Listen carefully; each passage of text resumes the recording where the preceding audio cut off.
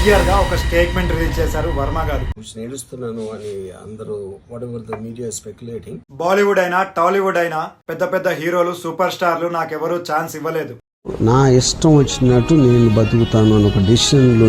Hi guys, Ram Gopal Varma emotional tweet social మీడియాలో viral అవుతుంది. ఆ ట్వీట్ లో ఏముంది? అప్పటి వరకు కింద ఒక ఫోటో వస్తుంది చూడండి, చూసారా? చాలా మంది సబ్స్క్రైబ్ చేయకుండానే వీడియోలు చూస్తున్నారు. ప్లీజ్ ఛానల్ ని సబ్స్క్రైబ్ చేయండి. అసలు అంత వైరల్ అవ్వడానికి, అంత బాధపడి రాయడానికి, రామ్ గోపాల్ వర్మ సడన్ గా చేంజ్ అవ్వడానికి, ఎప్పుడు సోషల్ మీడియాలో హాట్ టాపిక్ గా ఉండి ట్వీట్స్ కి వెటకారంగా రిప్లై ఇస్తూ మిమ్మల్ని పెట్టి తీస్తా ఓకే కాంట్రవర్సీకి కేర్ ఆఫ్ గా ఉండే వర్మ, రామ్ గోపాల్ వర్మ నా సినిమా నా ఇష్టం నాకు నచ్చినట్టు చేస్తా అనే వర్మ సడన్ గా ఎమోషనల్ గా ట్వీట్ చేయడానికి కారణాలేంటి? రామ్ గోపాల్ వర్మ లాస్ట్ 10 years నుంచి political movies and faction movies మీద ఇంట్రెస్ట్ చూపించి తన కెరియర్ మీదే దెబ్బేసుకున్నాడు. టీడీపీ పార్టీకి, పవన్ కళ్యాణ్ కి వ్యతిరేకంగా అండ్ జగన్ పార్టీకి సపోర్ట్ గా చాలా సినిమాలు చేశాడు. రీసెంట్ గా ఒక ప్రెస్ మీట్ లో ఒక మాట అన్నాడు, ఇప్పటి నుంచి నేను రాజకీయం గురించి సినిమాలు చేయను అని ఒక క్లియర్ గా ఒక స్టేట్మెంట్ రిలీజ్ చేశారు వర్మ గారు. జనవరి 15న వర్మ గారు డైరెక్షన్ చేసిన సత్య రీ రిలీజ్ అయింది. 27 years తర్వాత వర్మ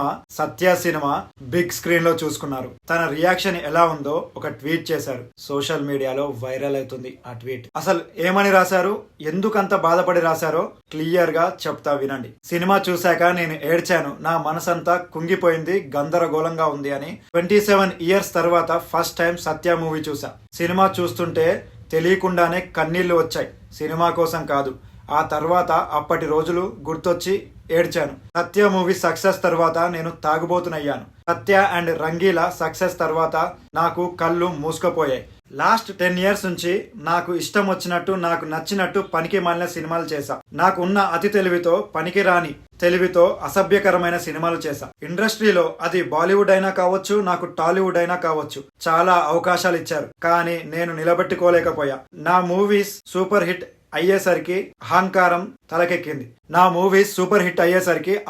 తలకెక్కింది అని. లాస్ట్ 10-15 సంవత్సరాల తర్వాత జీవితం వేరేగా ఉండేది, అంతకు ముందు నా జీవితం వేరే ఉండేది. బాలీవుడ్ అయినా టాలీవుడ్ అయినా సూపర్ స్టార్స్, నాకు పెద్ద పెద్ద హీరోస్ ఆ తర్వాత నాకు ఛాన్సులు ఇవ్వలేదు. మోస్ట్ ఇంపార్టెంట్ పాయింట్స్ ఇవి. ఇప్పటి నుండి నేను మారుతా.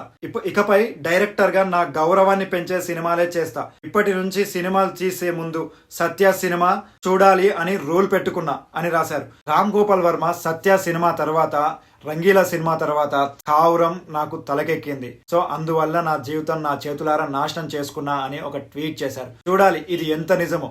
ఇలా చాలా సార్లు వర్మ గారు ట్వీట్ లో ఎమోషనల్ ట్వీట్ చేశారు, కానీ మళ్ళీ యథావిధిగా ఉన్నారు. Extremely sorry to disappoint.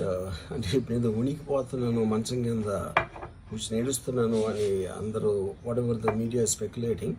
అందరికి చిన్న డిసప్పాయింట్మెంట్ ఉండొచ్చు వీడియో. కాకపోతే ఈసారి చూడాలి మళ్ళీ యథావిధిగా ఉంటారా లేదా ఈ ఎమోషనల్ ట్వీట్ కి చేంజ్ అవుతారా అని. ఇన్ఫర్మేషన్ నచ్చితే వీడియోని లైక్ చేసి ఛానల్ ని సబ్స్క్రైబ్ చేసుకోండి.